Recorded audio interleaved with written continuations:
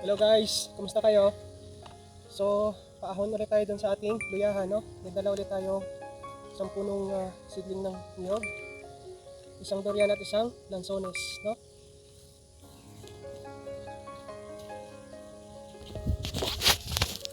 So,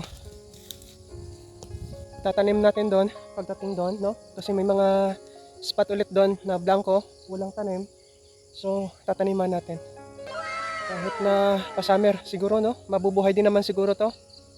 Pero itong lansones kasi itatanim ko to doon sa may malilim na area, no? Kasi may mga malilim na area doon na wala pang tanim. So doon muna natin to itatanim kasi itong lansones ay mahina sa init. So mahina din sa sobrang tubig, no?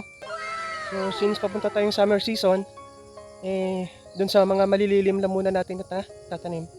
Tapos kapag nagpanahon na ng tag-ulan, tsaka tayo magtanim ng lansones doon sa mga open field, no? Yung wala nang nakakalilim, wala nang mga puno. At